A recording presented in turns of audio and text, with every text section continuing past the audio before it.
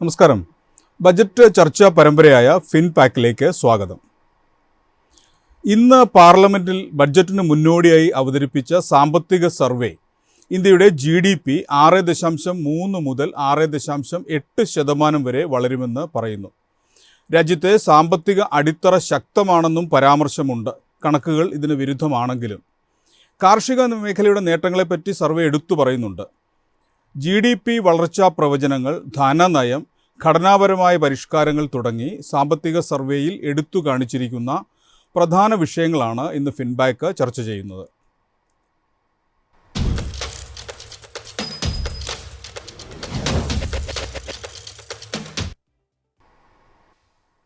ഈ ചർച്ചയിൽ എന്നോടൊപ്പം കുസാറ്റിലെ റിട്ടയർഡ് പ്രൊഫസർ ഡോക്ടർ ഹരികുമാർ, സാമ്പത്തിക വിദഗ്ധനും കോൺഗ്രസ് പ്രതിനിധിയുമായ Roni K Baby, public policy research institute director doctor Mohan Kumar, tax വിദഗ്ധനായ ഡോക്ടർ പ്രശാന്ത് പി എന്നിവർ.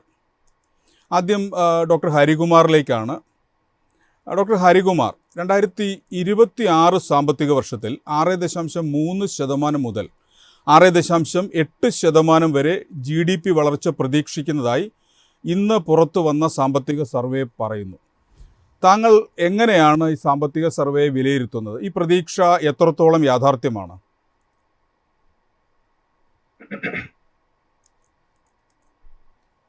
ഇക്കോണമിയുടെ ഗ്രോത്ത് റേറ്റ് എന്ന് പറയുന്നത്, GDP ഗ്രോത്ത് റേറ്റ് എന്ന് പറയുന്നത് തീർച്ചയായിട്ടും ഇക്കോണമിയുടെ വളർച്ചയെ കാണിക്കുന്നതാണ്.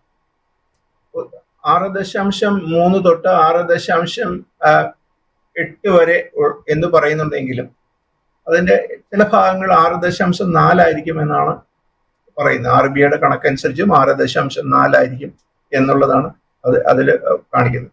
ഇതിന്റെ ഒരു പ്രത്യേകത എന്ന് പറയുന്നത്, ഗ്രോത്ത് റേറ്റിനെ എങ്ങനെ വേണമെങ്കിലും നമുക്ക് എടുത്ത് കാണിക്കാനായിട്ട്, സ്റ്റാറ്റിസ്റ്റിക്കലി എങ്ങനെ വേണമെങ്കിലും എടുത്ത് കാണിക്കാനായിട്ട് പറ്റും. ഇക്കോണമിയുടെ വളർച്ച എന്ന് പറയുമ്പോൾ പ്രധാനപ്പെട്ട 3 മേഖലകളിലെ വളർച്ച, അല്ലെങ്കിൽ അഗ്രികൾച്ചർ സെക്ടറിലെ കാർഷിക മേഖല, വ്യവസായ മേഖല, അതേപോലെ തന്നെ സർവീസ് സെക്ടറിലെ ഈ 3 മേഖലകളിലെ വളർച്ചയാണ് അത് എടുത്തു കാണിക്കുന്നത്. അങ്ങനെ നോക്കുമ്പോൾ ഇക്കണോമിക് സർവേ അനുസരിച്ചിട്ട് അഗ്രികൾച്ചറൽ സെക്ടറിൽ വളർച്ചയുണ്ട് എന്നും അതേപോലെ തന്നെ സർവീസ് സെക്ടറിലും വളർച്ചയുണ്ട് എന്നും കാണിക്കുന്നുണ്ട്. പക്ഷേ ഏറ്റവും പ്രധാനപ്പെട്ടതായിട്ട് നമ്മൾ കാണേണ്ടത് ഇൻഡസ്ട്രിയൽ സെക്ടറിന്റെ വളർച്ച എന്ന് പറയുന്നത് ഒരു വിഷയം തന്നെയാണ്. അതിന് പല കാരണങ്ങളും ഇതിനകത്ത് നിരത്തുന്നുണ്ട്. സപ്ലൈ ബോട്ടിൽ നെക്സ് എന്ന അതിൽ എക്സ്റ്റേണൽ സെക്ടറിന്റെ ജിയോ പൊളിറ്റിക്സ്, എക്സ്റ്റേണൽ ഡിമാൻഡ്, അങ്ങനെ പല തരത്തിലുള്ള കാരണങ്ങളും പറയുന്നുണ്ട്. അപ്പോൾ അങ്ങനെയുള്ള ആ കാരണങ്ങൾ, ജിയോ പൊളിറ്റിക്കൽ ഇഷ്യൂസ് വളരെയധികം പ്രാധാന്യത്തോടുകൂടി നിലനിൽക്കുന്ന ഈ ഒരു ഘട്ടത്തിൽ ഈ പറയുന്ന ഗ്രോത്ത് റേറ്റിലേക്ക് എത്തണമെങ്കിൽ ഇക്കോണമിയുടെ ഇൻവെസ്റ്റ്മെന്റും ഇക്കോണമിയിൽ ക്രിയേറ്റ് ചെയ്യപ്പെടേണ്ട ഡിമാൻഡും എല്ലാം അതേപോലെ വർദ്ധിച്ചാൽ മാത്രമേ ഈ പറയുന്ന ഗ്രോത്ത് റേറ്റിലേക്ക് എത്താനായിട്ട് 6.3 6.3 or 4 എത്താൻ സാധിക്കുകയുള്ളൂ എന്നുള്ളതാണ് ഒരു പ്രത്യേക ഒരു പറയുന്നത്. അപ്പൊ നമ്മൾ നോക്കുകയാണ് എങ്കിൽ ഈ ഇക്കോണമിയുടെ വളർച്ചയിൽ പ്രധാനപ്പെട്ടതായിട്ട് നമ്മൾ നോക്കുകയാണെങ്കിൽ ഇപ്പൊ ഏറ്റവും ഒരു പ്രശ്നം നമ്മൾ കാണുന്നത് ഈ കൺസംഷൻ എക്സ്പെൻഡിച്ചറിൽ വരുന്ന ഒരു പ്രശ്നം കാണുന്നുണ്ട്. ആ കൺസംഷൻ എക്സ്പെൻഡിച്ചറിന്റെ ഒരു പ്രശ്നം എന്ന് പറയുന്നത് തീർച്ചയായിട്ടും എന്തുകൊണ്ടാണ് അത് വരുന്നത് വെച്ചാൽ ആൾക്കാരുടെ ഇടയിൽ, ജനങ്ങളുടെ ഇടയിൽ ചിലവാക്കാനുള്ള രൂപയുടെ ദൗർലഭ്യമാണ് ഈ കൺസംഷൻ എക്സ്പെൻഡിച്ചർ ഒരു കാര്യം. രണ്ടാമത്തെ കാര്യം എന്ന് പറയുന്നത്, ഇതിനകത്ത് സൈലന്റ് ആയിട്ട് നിൽക്കുന്നുണ്ട് ഒരു കാര്യമുണ്ട്. അത് ഇൻഫ്ലേഷനും ഇതിനെ റിയൽ പർച്ചേസിംഗ് പവറിനെയും ഇൻഫ്ലേഷൻ അഫക്ട് ചെയ്യുന്നുണ്ട്. അതും ഒരു പറയണം. അപ്പൊ കൺസംഷൻ എക്സ്പെൻഡിച്ചറിന് ഇൻകം കൂടുക, ഇൻകം വേണ്ടത്ര ക്രയവിക്രയം നടത്തുവാനായിട്ടുള്ള വിഭവങ്ങൾ ജനങ്ങളിലേക്ക് എത്തുക എന്നുള്ളത് ഒരു പ്രധാന ഘടകമാണ്. അങ്ങനെ അതിൽ എന്തുമാത്രം ഗവൺമെന്റ് വിജയിക്കും എന്നുണ്ടെങ്കിൽ മാത്രമേ ഇക്കോണമിയുടെ ഡിമാൻഡ് ഇൻക്രീസ് ചെയ്യുള്ളൂ. അങ്ങനെ ഡിമാൻഡ് ഇൻക്രീസ് ചെയ്താൽ മാത്രമേ ഈ പ്രൊഡക്ഷന് വേണ്ടിയിട്ടുള്ള ഈ ഇൻഡസ്ട്രിയൽ സെക്ടറിലെ പ്രൊഡക്ഷന് വേണ്ടിയിട്ടുള്ള ഒരു മൂവ് അല്ലെങ്കിൽ ഒരു ഇമ്പൾസ് ക്രിയേറ്റ് ചെയ്യാനായിട്ട് സാധിക്കുകയുള്ളൂ. ഒരു 6.3 to 6.8 എന്ന് പറയുന്ന ഒരു ഗ്രോത്ത് റേറ്റ് മോഡസ്റ്റ് ആണെങ്കിലും ഇന്നത്തെ സാഹചര്യത്തിൽ ഒരുപാട് കാര്യങ്ങളിൽ ഒരേപോലെ നിന്നാൽ മാത്രമേ അതിന് സാധിക്കുകയുള്ളൂ എന്നുള്ളതാണ്. ഇൻഫ്ലേഷൻ, ഫുഡ് ഇൻഫ്ലേഷൻ ഒരു വലിയൊരു പ്രശ്നമായിട്ട് ഇക്കോണമിയിൽ നിലനിൽക്കുന്നുണ്ട്. RBIയുടെ കണക്കുകളും അല്ലെ RBI പറഞ്ഞിരിക്കുന്ന കാര്യങ്ങളും ഫിനാൻസ് മിനിസ്ട്രി അംഗീകരിക്കുന്ന കാര്യങ്ങൾ രണ്ട് തട്ടിൽ നിൽക്കുന്ന ഒരു അവസ്ഥ പോലും ഇടയ്ക്ക് വന്നതാണ്. പക്ഷേ ഇൻഫ്ലേഷൻ കുറഞ്ഞു എന്ന് പറയുമ്പോഴും യാഥാർത്ഥ്യത്തിൽ അത് കുറഞ്ഞിട്ടില്ല എന്നുള്ളതാണ്, ജനങ്ങളുടെ ഇടയിൽ കുറഞ്ഞിട്ടില്ല എന്നുള്ളതാണ് നമ്മൾ കാണുന്നത്. ആരോട് ഈ പല പെർസെപ്ഷൻ സർവേസിലും അങ്ങനെ തന്നെയാണ് കാണിച്ചിരിക്കുന്നത്. നമുക്കറിയാം പല ഐറ്റംസിന്റെയും വില. അങ്ങനെ നോക്കുമ്പോൾ ഈ പറയുന്ന ഗ്രോത്ത് റേറ്റ് അച്ചീവ് ചെയ്യണമെങ്കിൽ കൂടുതൽ കൺസംഷൻ എക്സ്പെൻഡിച്ചറിന് വേണ്ടിയിട്ടുള്ള ധനം ജനങ്ങളിലേക്ക് എത്തിക്കുവാനായിട്ട് ഗവൺമെന്റ് ഏതൊക്കെ തരത്തിൽ സാധ്യത ഉണ്ടാകും എന്നുള്ള അതിന്റെ ഒരു ആ ഒരു പോയിന്റിനെ പിടിച്ചിട്ടുകൊണ്ടാണ് ഡയറക്റ്റ് ടാക്സിന്റെ റിഫോംസിനെ കണക്ട് ചെയ്തും കൂടിയിട്ടാണ് ഇൻകം ടാക്സിൽ വലിയമായ വ്യത്യാസങ്ങൾ വരുത്തി ജനങ്ങളിലേക്ക് കൂടുതൽ പൈസ എത്തിക്കാൻ സാധിക്കും എന്ന്, പ്രത്യേകിച്ച് മിഡിൽ ഇൻകം ക്ലാസ്സിലേക്ക് എത്തിക്കാൻ സാധിക്കും എന്ന് പറയുന്ന ഒരു ആർഗ്യുമെന്റ് നിലനിൽക്കുന്നു. ശരിയാണ്, ഞാൻ താങ്കളിലേക്ക് മടങ്ങി വരാം. ശ്രീ റോണി കെ ബേബി, ഉപഭോക്തൃ ഭക്ഷ്യവില സൂചിക പണപ്പെരുപ്പം 2024 സാമ്പത്തിക വർഷത്തിൽ 7.5% നിന്ന് 2025 അതായത് ഏപ്രിൽ ഡിസംബർ കാലയളവിൽ 8.4% ഉയർന്നുവെന്ന് സൂചിപ്പിക്കുന്നുണ്ട്. വിലക്കയറ്റം നിയന്ത്രിക്കാനുള്ള എന്തൊക്കെ നടപടികളാണ് താങ്കൾ ബഡ്ജറ്റിൽ നിന്ന് പ്രതീക്ഷിക്കുന്നത്? നമ്മൾ സാധാരണ ജനങ്ങളെ കാരണം ഒരു ബഡ്ജറ്റ് മുന്നോട്ട് വയ്ക്കുമ്പോൾ അത് സ്വാഭാവികമായിട്ടും പ്രതീക്ഷിക്കുന്നത്, അത് സ്വാഭാവികമായിട്ടും അഡ്രസ് ചെയ്യാൻ പോകുന്നത് നമ്മുടെ രാജ്യത്തിന്റെ ബഹുഭൂരിപക്ഷം വരുന്ന സാധാരണക്കാരായ ജനങ്ങൾ. നമ്മുടെ രാജ്യത്തിന്റെ ഒരു 70% ഇപ്പോഴും എന്ന് പറയുന്നത് ഒരു മിഡിൽ ഇൻകം ഗ്രൂപ്പാണ്, അതിന് താഴേക്കുള്ള ആളുകളാണ്. അപ്പോൾ ഇവിടെ ഇപ്പോൾ സൂചിപ്പിച്ച ഭക്ഷ്യ ഉപഭോക്തൃ സൂചിക, അതിലെ പ്രധാനപ്പെട്ട ഒരു 3 കമ്പോണൻസ് എടുത്തു കഴിഞ്ഞാൽ, ഒന്ന് ഫുഡ്, എഡ്യൂക്കേഷൻ, ഹെൽത്ത് കെയർ തുടങ്ങിയ ഏറ്റവും അടിസ്ഥാനപരമായിട്ടുള്ള 3 ഇൻഡിക്കേറ്റേഴ്സ് എടുത്തു കഴിഞ്ഞാൽ അവിടുത്തെ ഇൻഫ്ലേഷൻ എന്ന് പറയുന്നത് 2 ഡിജിറ്റ് ആണ്. അത് 10% മുകളിലാണ്. അതാണ് നമ്മൾ വളരെ കൃത്യമായി ഇവിടെ ചർച്ച ചെയ്യപ്പെടേണ്ട ഒരു വിഷയം എന്ന് പറയുന്നത്. സാമ്പത്തിക വിദഗ്ധർ പറയുന്നത് ഇപ്പോൾ നമ്മുടെ ഇക്കോണമി എത്തി നിൽക്കുന്നത് എന്ന് പറയുന്നത് ഒരു മിഡിൽ ഇൻകം ട്രാപ്പിലാണ്. ഒരു മിഡിൽ ഇൻകം ട്രാപ്പ് എന്ന് ചോദിച്ചു കഴിഞ്ഞാൽ ഒരു ദിവസം 100 രൂപ മുതൽ 150 രൂപയ്ക്കും ഇടയിലാണ് ഈ രാജ്യത്തെ 50% വരുന്ന ജനങ്ങളുടെ സാമ്പത്തിക നിലവാരം എന്ന് പറയുന്നത്. അപ്പോൾ അവിടെ വെച്ച് നോക്കുമ്പോഴാണ് ഇപ്പോൾ ഇവിടെ പറഞ്ഞ സാമ്പത്തിക സർവേ അതിന്റെ കണക്കുകൾ വളരെ നമ്മളെ ആശങ്കപ്പെടുത്തുന്നത്. 6.3% മുതൽ 6.8% വരെ. എത്രയായിരുന്നു ആക്ച്വലി ഗവൺമെന്റ് പ്രതീക്ഷിച്ചത്? ഈ 6.3 പോലും എത്തുമെന്ന് എനിക്കൊരു പ്രതീക്ഷയില്ല. കാരണം ഏറ്റവും അവസാനം വന്ന ത്രൈമാസ റിപ്പോർട്ട് അനുസരിച്ച്, അതായത് ഈ പറയുന്ന നമ്മുടെ ഏറ്റവും അവസാനം വന്ന പ്രകാരം 5.4% സെപ്റ്റംബർ വരെയുള്ള, ജൂൺ മുതൽ സെപ്റ്റംബർ വരെയുള്ള ത്രൈമാസ കണക്കിലെ നമ്മുടെ വളർച്ചാ നിരക്ക് എന്ന് പറയുന്നത് 5.4% ആണ്. പക്ഷെ ഗവൺമെന്റ് പ്രതീക്ഷിച്ചത് എത്രയാണ്? അത് 8%-9% 9% മുകളിലാണ്. അപ്പോൾ ഇപ്പോൾ 2% ഇടിവ് വന്നിരിക്കുക, 2 അല്ല 3% ഇടിവ് വന്നിരിക്കുക. അതൊരു നിസ്സാര കാര്യമല്ല. ഈ 2047 ആകുമ്പോൾ അമൃത ഭാരത് ഗവൺമെന്റ് പറയുന്നത് എന്താ? ഓരോ ഇന്ത്യക്കാരനും ശരാശരി ആളോഹരി വരുമാനം എന്ന് പറയുന്നത് $13,000. അതുകൊണ്ടാണ് 2050 ആകുമ്പോൾ നമ്മൾ $5 ട്രില്യൺ കരുത്തുള്ള ശക്തിയുള്ള സമ്പദ് വ്യവസ്ഥയെ മാറുമെന്നാണ് സർക്കാർ പറയുന്നത്. പക്ഷെ ഇപ്പോൾ പോകുന്ന ട്രെൻഡ് അനുസരിച്ച് ഇപ്പോൾ ഗവൺമെന്റ് തന്നെ പറഞ്ഞിരിക്കുന്ന കണക്ക്, ഞങ്ങൾ പ്രതിപക്ഷത്തിന് ആരോടും ഒന്നുമല്ല, ഞാനിപ്പോൾ പറയുന്ന എക്കണോമിക് സർവേയുടെ ഫിഗർ വെച്ച് നോക്കിയാൽ ഒരു വലിയ സാമ്പത്തിക മാന്ദ്യത്തിലേക്കാണ് നമ്മുടെ രാജ്യം പോകുന്നത്. കാരണം 2-3% സാമ്പത്തിക വളർച്ച നമ്മൾ പ്രതീക്ഷിച്ചതിലും കുറയുമ്പോൾ അവിടെ വരുന്ന എന്താണെന്നറിയോ? കാരണം ഗവൺമെന്റിലേക്ക് വരുന്ന പണത്തിന്റെ അളവ് കുറയുകയാണ്. നികുതിയായിട്ടും നികുതിയേതര വരുമാനമായിട്ടും ഗവൺമെന്റിലേക്ക് വരുന്ന വരുമാനത്തിൽ വലിയ കുറവുണ്ടാവും. അപ്പോൾ അത് എവിടെ ബാധിക്കും? അത് ഈ പറയുന്ന ക്യാപിറ്റൽ എക്സ്പെൻഡിച്ചർ. കാരണം ഏതെക്കാളും നമുക്ക് റവന്യൂ എക്സ്പെൻഡിച്ചർ കുറയ്ക്കാൻ പറ്റത്തില്ലല്ലോ, ഗവൺമെന്റിന്റെ ചെലവുകൾ നമുക്ക് വെട്ടിച്ചുരുക്കാൻ കഴിയില്ല. അപ്പോൾ വരാൻ പോകുന്ന വെട്ടിക്കുറവ് എന്ന് പറയുന്നത് മൂലധന ചിലവിലായിരിക്കും വലിയ വെട്ടിക്കുറവ് ഉണ്ടാകാൻ പോകുന്നത്. അത് ഈ രാജ്യത്തെ ജനങ്ങളെ വലിയ പ്രതികൂലമായി ബാധിക്കും. ഒന്ന്, ഈ പറയുന്ന തൊഴിൽ ഉൾപ്പെടെ, അല്ലെങ്കിൽ ഏറ്റവും ഇപ്പം നമ്മുടെ രാജ്യം നിൽക്കുന്ന ഏറ്റവും വലിയ പ്രശ്നം അൺഎംപ്ലോയ്മെന്റ്. ചരിത്രത്തിലെ തന്നെ ഏറ്റവും വലിയ തൊഴിലില്ലായ്മ നിരക്കിലൂടെയാണ് നമ്മുടെ രാജ്യം മുന്നോട്ട് പോകുന്നത്. ഇപ്പോൾ വലിയ സാമ്പത്തിക വളർച്ച ഉണ്ടാകുന്നു എന്ന് നമ്മൾ അവകാശപ്പെടുമ്പോഴും ഇപ്പോഴും നമ്മുടെ രാജ്യത്ത് അഭ്യസ്തവിദ്യരായിട്ടുള്ളതും അല്ലാത്തതുമായ ആളുകളുടെ ഈ തൊഴിലില്ലായ്മ നിരക്ക് കൂടിക്കൂടി വരുന്നു, ദാരിദ്ര്യം കൂടിക്കൂടി വരുന്നു, പട്ടിണി കൂടിക്കൂടി വരുന്നു എന്ന് പറയുന്നത് വളരെ അലാമിംഗ് ആണ്, വളരെ ഡേഞ്ചറസ് ആണ്. പിന്നെ ഒരു കാര്യം ഞാനിവിടെ ചൂണ്ടിക്കാണിച്ചോട്ടെ, 2003 അന്നത്തെ BJP ഗവൺമെന്റ് ആണ് ഫിസ്ക്കൽ റെസ്പോൺസിബിലിറ്റി മാനേജ്മെന്റ് ആക്ട് കൊണ്ടുവന്നത്. ആ ആക്ട് പ്രകാരം നമ്മുടെ ഈ പറയുന്ന ബജറ്റ് കമ്മി 3% താഴെ നിർത്തണമെന്നാണ് പറയുന്നത്. പക്ഷെ ഇപ്പോൾ നമ്മൾ എത്തി നിൽക്കുന്ന ബജറ്റ് കമ്മി 2021-22 സാമ്പത്തിക വർഷത്തെ വെച്ച് നോക്കുമ്പോൾ 9.2%, അതായത് 18.2 ലക്ഷം കോടി രൂപയാണ് നമ്മുടെ ബജറ്റ് കമ്മി എന്ന് പറയുന്നത്. അപ്പോൾ രാജ്യം നമ്മൾ പ്രതീക്ഷിച്ച രീതിയിൽ ഒരു ഗ്രോത്തിലേക്ക് പോകുന്നില്ല, ഒരു GDP ഗ്രോത്തിലേക്ക് പോകുന്നില്ല.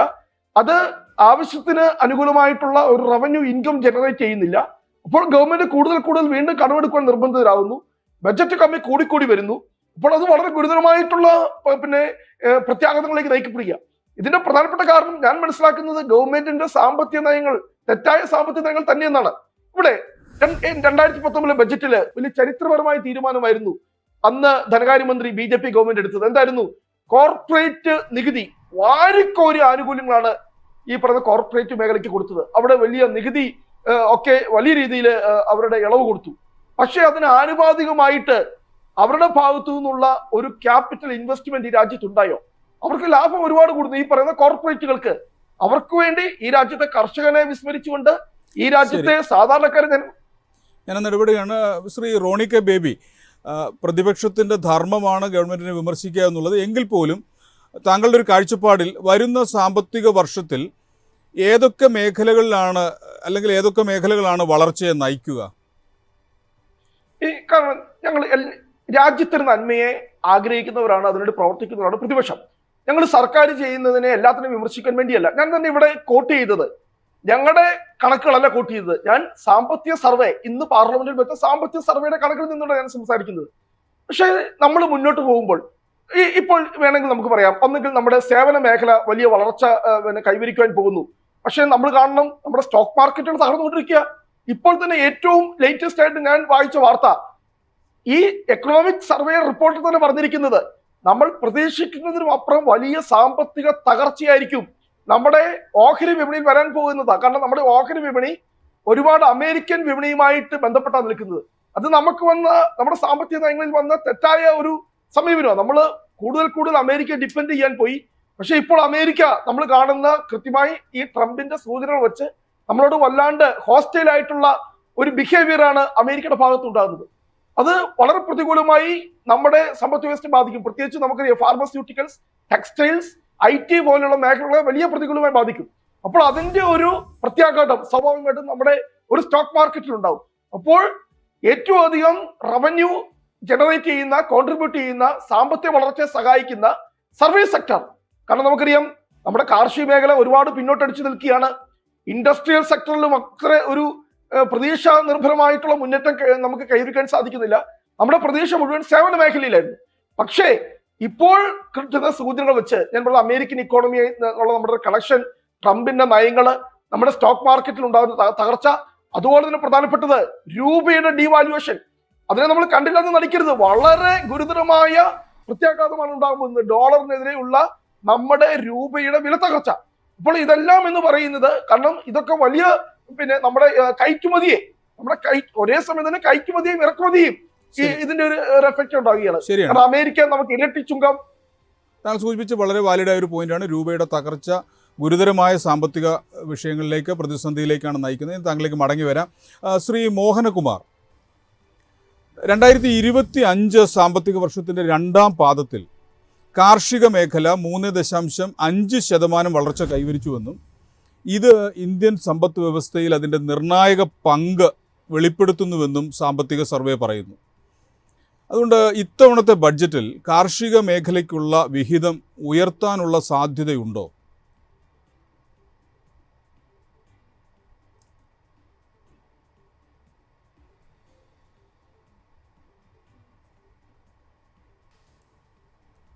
കേൾക്കാമോ?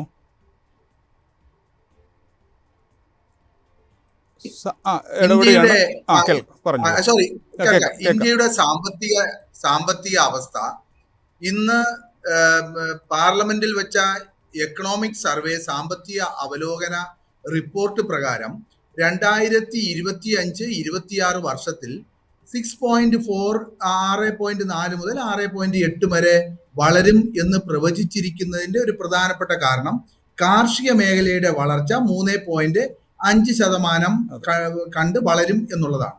അതിന് ഒരു അടിസ്ഥാനം. രണ്ടാമത്തെ അടിസ്ഥാനം സേവന മേഖല ഇതേപോലെ തന്നെ 7.2% ആയിട്ട് സേവന മേഖലയുടെ വളർച്ചയും തുടരും. പക്ഷെ ഒരു കാര്യം നമ്മൾ മനസ്സിലാക്കേണ്ടത്, ഈ കാർഷിക മേഖലയുടെ വളർച്ചയിൽ ഗവൺമെന്റിന്, കേന്ദ്ര സർക്കാരിന് വളരെ വലിയൊരു പങ്ക് വഹിക്കാനില്ല.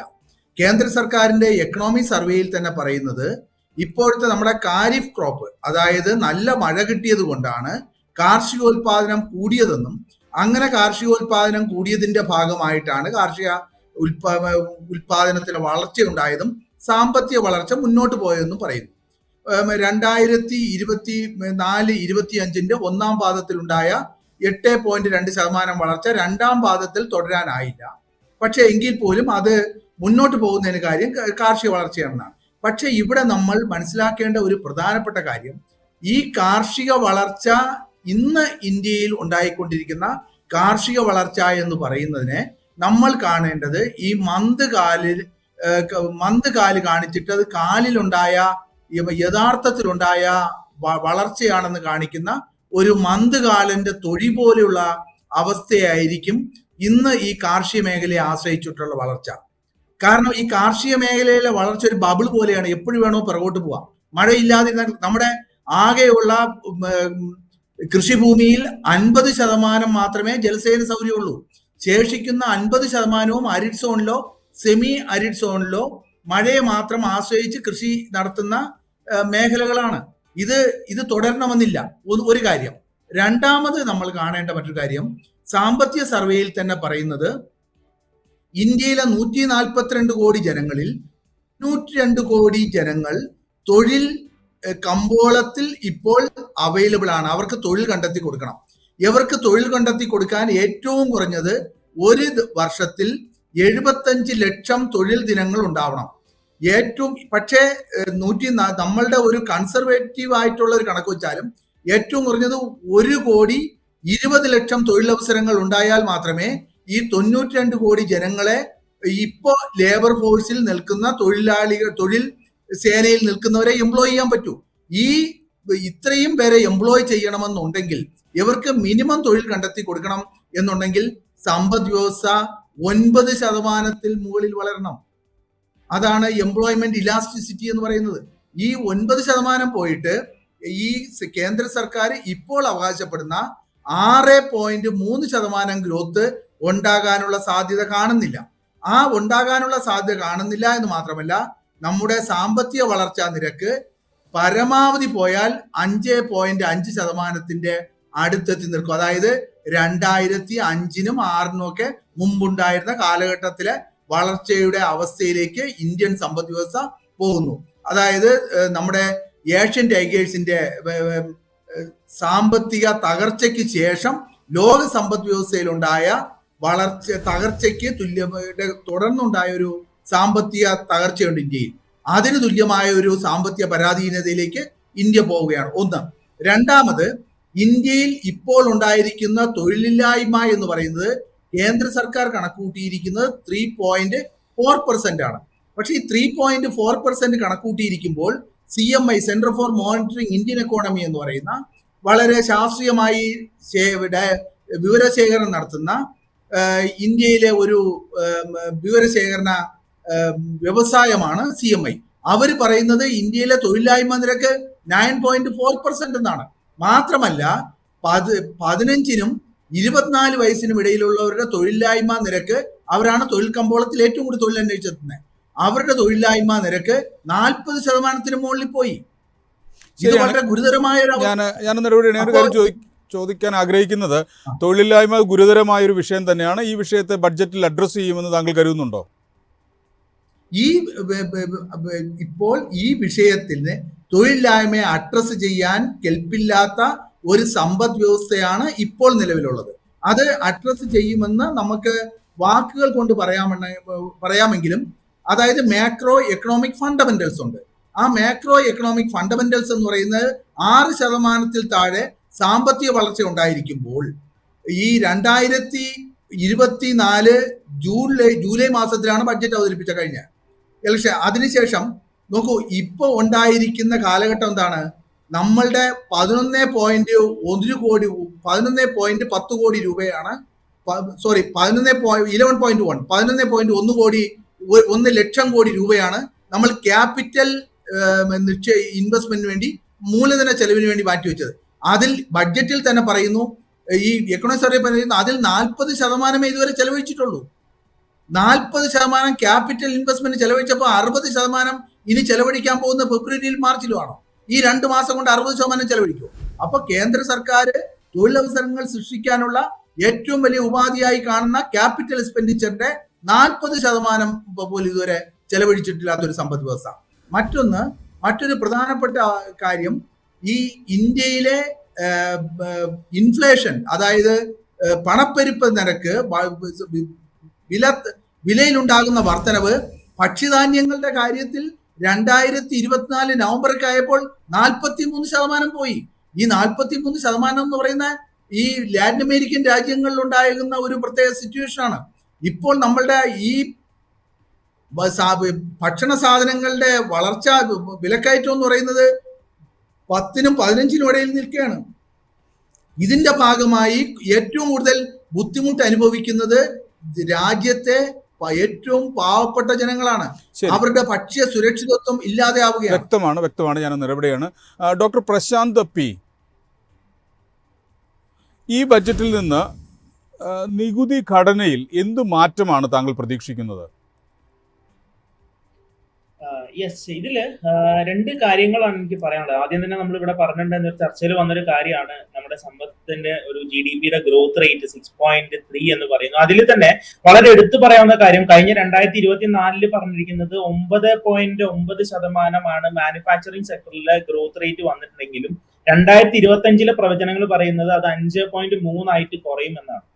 ഇന്ത്യയെ സംബന്ധിച്ചിടത്തോളം ഇതൊരു കൺസ്യൂമർ എക്കോണമിയാണ്. ഏറ്റവും കൂടുതൽ ഉപഭോക്താക്കൾ ഉള്ള ഒരു എക്കോണമിയിൽ നമ്മൾ ഏറ്റവും കൂടുതൽ ശ്രദ്ധിക്കേണ്ട ഒരു കാര്യം, ഓരോ ഇൻഡിവിജ്വലിന്റെയും PDI പറയും, പേഴ്സണൽ ഡിസ്പോസിബിൾ ഇൻകം എന്ന് പറയും. അവർക്ക് അവരുടെ മേജർ ആയിട്ടുള്ള കമ്മിറ്റ്മെന്റ്സ് എല്ലാം കഴിഞ്ഞ് അവർക്ക് ബാക്കി ചെലവഴിക്കാനുള്ള എത്ര പൈസ അവരുടെ കയ്യിലുണ്ട് എന്ന് ചോദിച്ചു കഴിഞ്ഞാൽ അത് വളരെ വളരെ ചുരുങ്ങിക്കൊണ്ടിരിക്കുകയാണ്. അതിന്റെ ഒന്നാമത്തെ റീസൺ എന്ന് പറയുന്നതാണ് നമ്മുടെ ഇൻഫ്ലേഷൻ. ഈ പറഞ്ഞ പോലെ ബാക്കിയുള്ള ഇൻഫ്ലേഷൻ എല്ലാം മാറ്റിവെച്ചാലും നമ്മുടെ നിത്യോപയോഗ സാധനങ്ങൾ വാങ്ങാനുള്ള ഇൻഫ്ലേഷൻ ഡബിൾ ഡിജിറ്റിൽ പോയിക്കൊണ്ടിരിക്കുമ്പോൾ ഈ പേഴ്സണൽ ഡിസ്പോസിബിൾ ഇൻകം എന്ന് പറയുന്നത് വളരെ ചുരുങ്ങിക്കൊണ്ടുവരുന്നു.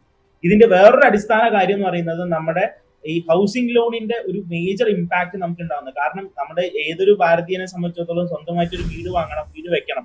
പക്ഷെ അവരുടെ മേജർ ഒരു എമൗണ്ട് ഓഫ് പോകുന്നത് ബാങ്കിന്റെ ഇൻട്രസ്റ്റ് കൊടുത്ത് അല്ലെങ്കിൽ ലോൺ അടയ്ക്കാനുള്ള എമൗണ്ട് ആണ്. ഏകദേശം പലവർക്കും 50% മേലെ അവരുടെ ഡിസ്പോസിബിൾ ഇൻകം പറയുന്നത് ലോണിലേക്ക് പോകുന്നു. അങ്ങനെ ലോണിലേക്ക് പോയി കഴിഞ്ഞാൽ ബാക്കിയുള്ളതിന്റെ ടാക്സും കൊടുത്തു കഴിഞ്ഞാൽ, കാരണം ഇപ്പോ പുതിയ ടാക്സ് റെജിം വന്ന സ്ഥിതിക്ക് അതിൽ നമുക്ക് ഹൗസിംഗ് ലോണിന്റെ ഇൻട്രസ്റ്റ് ഓൺലി ലെറ്റ് ഔട്ട് പ്രോപ്പർട്ടിക്ക് മാത്രം, നമ്മൾ വാടകയ്ക്ക് കൊടുക്കുന്ന പ്രോപ്പർട്ടിക്ക് മാത്രമേ നമുക്ക് ഇൻട്രസ്റ്റ് നമുക്ക് ഡിഡക്ഷൻ കിട്ടുള്ളൂ. അല്ലാത്ത കേസുകളിൽ സെക്ഷൻ 24 എടുത്ത് കളഞ്ഞു പുതിയ റെജിമില്. അതേപോലെ തന്നെ പണ്ട് ഉണ്ടായിരുന്ന സെക്ഷൻ 80EE ആൻഡ് 80EA എന്ന് പറഞ്ഞിട്ടുള്ള പുതുതായിട്ട് ഇതുവരെ വീട് വെക്കാത്തവര് ആദ്യമായിട്ട് വീട് വെക്കുന്ന സമയത്ത് 50,000 1 ലക്ഷം രൂപ വരെ വരുന്ന 1.5 ലക്ഷം രൂപ വരെ വരുന്ന ഇൻട്രസ്റ്റ് കുറച്ചുകൊണ്ടുള്ള ടാക്സ് ഡിഡക്ഷൻസ് എല്ലാം ഇപ്പൊ എടുത്തു കളഞ്ഞു. 2022 ശേഷം അത് ഇതുവരെ റീഇൻസ്റ്റേറ്റ് ചെയ്തിട്ടില്ല. ഇങ്ങനെയുള്ള കാര്യങ്ങൾ വരുമ്പോൾ നമ്മുടെ ഓരോ ഇൻഡിവിജ്വലിനും ഓരോ വ്യക്തികൾക്കും അവർക്ക് ചെലവാക്കാനുള്ള പൈസയുടെ തുക വളരെ കുറഞ്ഞ്, അതുകൊണ്ട് മാർക്കറ്റിലേക്ക് അതിനനുസരിച്ചിട്ടുള്ള ഒരു ക്യാപിറ്റൽ ഇൻവെസ്റ്റ്മെന്റ് ചെയ്താലും അതിന് റിട്ടേൺ കിട്ടാത്ത ഒരു സിറ്റുവേഷൻ ആണ് വരുന്നത്. കാരണം പലപ്പോഴും നമ്മൾ ഒരു മാസം അവസാനം ആകുമ്പോൾ പലരുടെയും കയ്യിലും അക്കൗണ്ടിലും പൈസ ഇല്ലാത്തൊരു സിറ്റുവേഷനിലേക്ക് അത്രയും ഒരു ക്രഞ്ചാണ് എക്കോണമിയിൽ ഇപ്പോൾ വന്നുകൊണ്ടിരിക്കുന്നത്. അതുകൊണ്ട് തന്നെയാണ് മാർക്കറ്റ് താഴെ പോകുന്നതും. പലപ്പോഴും മാർക്കറ്റിൽ ഇൻവെസ്റ്റ്മെന്റ്സ് വരുന്നുണ്ടോ? ഇപ്പൊ പറഞ്ഞിട്ടുണ്ടായിരുന്നു സാമ്പത്തികമായിട്ട് നമ്മൾ നോക്കുന്നു, സ്റ്റോക്ക് മാർക്കറ്റ് താഴെ പോകുന്നു. മാർക്കറ്റിലേക്ക് ഇൻവെസ്റ്റ്മെന്റ് വരുന്നുണ്ട്. കാരണം 2020 അപേക്ഷിച്ച് നോക്കുമ്പോൾ നല്ല രീതിയിൽ ഫണ്ടിങ് മാർക്കറ്റിലേക്ക് വന്നിട്ടുണ്ടെങ്കിലും പരിപൂർണമായിട്ടും, കാരണം ഈ പറഞ്ഞ മ്യൂച്വൽ ഫണ്ടുകളുടെ എടുത്ത് നോക്കുകയാണെങ്കിൽ ഞാൻ ഇടപെടുകയാണ്. ശ്രീ റോണി കെ ബേബി കുറെ സമയം കൂടി മാത്രമേ നമ്മളോട് കൂടി ഉണ്ടാവുകയുള്ളൂ. ചർച്ചയുടെ പൂർണ്ണ സമയത്തിൽ അദ്ദേഹം ഉണ്ടാവില്ല എന്ന് പറഞ്ഞിട്ട് ഞാൻ അദ്ദേഹത്തിലേക്ക് ഒന്ന് പോയിട്ട് മടങ്ങി വരാം. ശ്രീ റോണി കെ ബേബി, ഇവിടെ സൂചിപ്പിച്ചതുപോലെ സാമ്പത്തിക നില മെച്ചപ്പെടുത്തുന്നതിന്, അടിസ്ഥാന മേഖലകളെ സപ്പോർട്ട് ചെയ്യുന്നതിന് എന്തെല്ലാം സാമ്പത്തിക നടപടികളാണ് താങ്കൾ ഈ ബഡ്ജറ്റിൽ നിന്ന് പ്രതീക്ഷിക്കുന്നത്? ഈ കഴിഞ്ഞ പൊതുതെരഞ്ഞെടുപ്പ് വരെ, അതായത് 2024 പൊതുതെരഞ്ഞെടുപ്പ് വരെ ഈ ഗവൺമെന്റ് അനുവർത്തിച്ചു വന്ന സാമ്പത്തിക നയങ്ങൾ തീവ്ര മുതലാളിത്തം, അതിന്റെ ഒരു എഫക്റ്റ് ആണ് നമ്മളിപ്പോൾ ഇത് കണ്ടുകൊണ്ടിരിക്കുന്നത്, മനസ്സിലാക്കിക്കൊണ്ടിരിക്കുന്നത്. നമ്മുടെ സമ്പത്ത് രംഗത്തിന്, സമ്പത്ത് വ്യവസ്ഥയ്ക്ക് വഴിതെറ്റിയത് ആ തീവ്ര സാമ്പത്തിക നയങ്ങൾ നടപ്പാക്കിയതുകൊണ്ട്. അത് തിരിച്ചറിഞ്ഞത് കൊണ്ടാണ് നമുക്കറിയാം കഴിഞ്ഞ തെരഞ്ഞെടുപ്പിൽ സർക്കാരിന് വലിയ തിരിച്ചടി ഉണ്ടായി. കഴിഞ്ഞ തെരഞ്ഞെടുപ്പിൽ ഒറ്റയ്ക്ക് ഭൂരിപക്ഷം കിട്ടുമെന്ന് പറഞ്ഞ BJP 240 സീറ്റിലേക്കൊക്കെ ഒതുങ്ങിയതിന്റെ പ്രധാനപ്പെട്ട കാരണം ഞാൻ പറഞ്ഞതുപോലെ ഈ തൊഴിലില്ലായ്മ പോലെയുള്ള അടിസ്ഥാന പ്രശ്നങ്ങൾ ഈ രാജ്യത്ത് നിലനിൽക്കുന്നുണ്ട്. അതുകൊണ്ടാണ് കഴിഞ്ഞ ബജറ്റിൽ ഈ രണ്ട് വിഷയങ്ങൾ, ഈ ജൂലൈ മാസം തെരഞ്ഞെടുപ്പ് കഴിഞ്ഞ ഉടനെ നിർമ്മല സീതാരാമൻ അവതരിപ്പിച്ച ബജറ്റില് രണ്ട് കാര്യങ്ങൾക്കാണ് മുൻതൂക്കം നൽകിയത്. ഒന്ന് എന്ന് പറയുന്നത് കൂടുതൽ തൊഴിലവസരങ്ങൾ സൃഷ്ടിക്കുക, അത് എംപ്ലോയ്മെന്റ് റേറ്റ്, കൂടുതൽ ഓപ്പർച്യൂണിറ്റീസ് ഉണ്ടാക്കുക. രണ്ട്, നമുക്കറിയാം ഈ പഠിച്ചിറങ്ങുന്ന വിദ്യാർത്ഥികൾ അവർക്ക് കൂടുതൽ ഈ പറയുന്ന സ്റ്റാർട്ടപ്പുകളൊക്കെ തുടങ്ങുന്നതിന് വേണ്ടി, അല്ലെങ്കിൽ ചെറുകിട സൂക്ഷ്മ സംരംഭങ്ങളൊക്കെ തുടങ്ങുന്നതിന് വേണ്ടിയിട്ടുള്ള വലിയ ആനുകൂല്യങ്ങളാണ് പ്രഖ്യാപിച്ചത്. നമ്മൾ കണ്ടു, വലിയ ആനുകൂല്യങ്ങളായിരുന്നു കഴിഞ്ഞ ബജറ്റ്, അതായിരുന്നു അതിന്റെ ഫോക്കസ് എന്ന് പറയുന്നത്.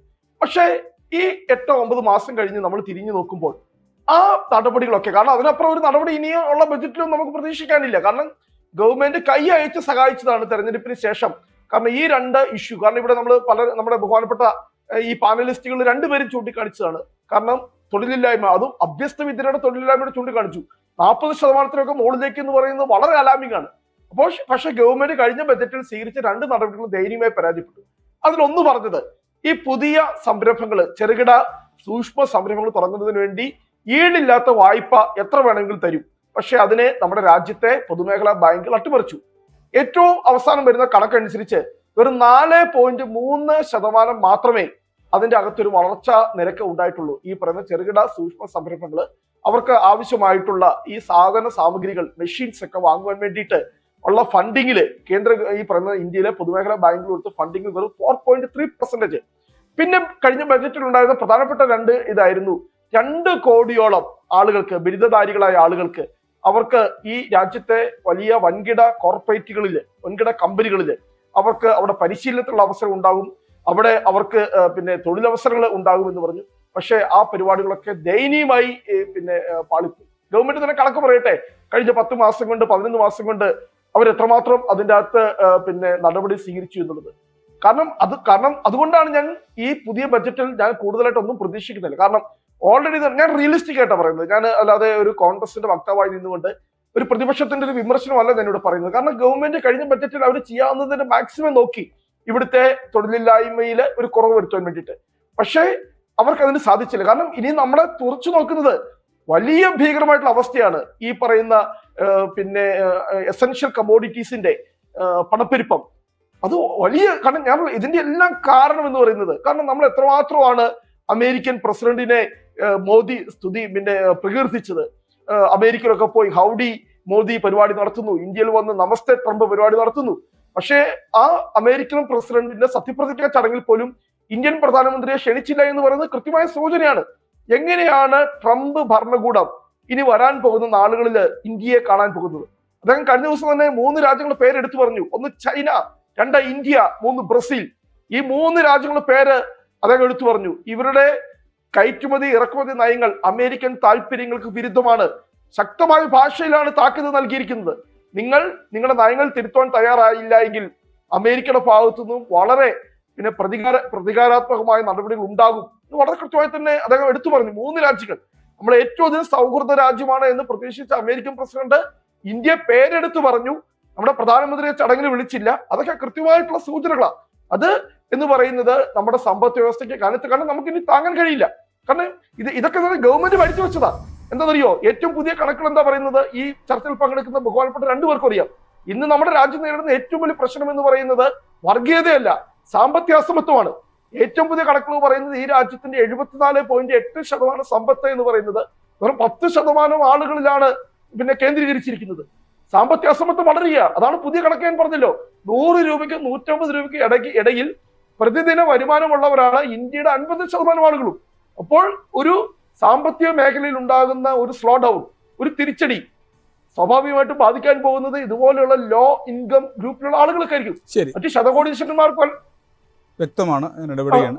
അപ്പോൾ എങ്ങനെ ഞാൻ പറഞ്ഞത്, നമ്മളൊരു ബഡ്ജറ്റ് അവതരിപ്പിക്കുമ്പോൾ ചുമ്മാ പ്രഖ്യാപനം മാത്രം നടത്തിയിട്ട് കാര്യമില്ല, അത് യാഥാർത്ഥ്യബോധത്തോടുകൂടി ഉണ്ടാകണം എന്നതാണ് എനിക്കിവിടെ ചൂണ്ടിക്കാണിക്കുന്നത്. ശരി ശരി.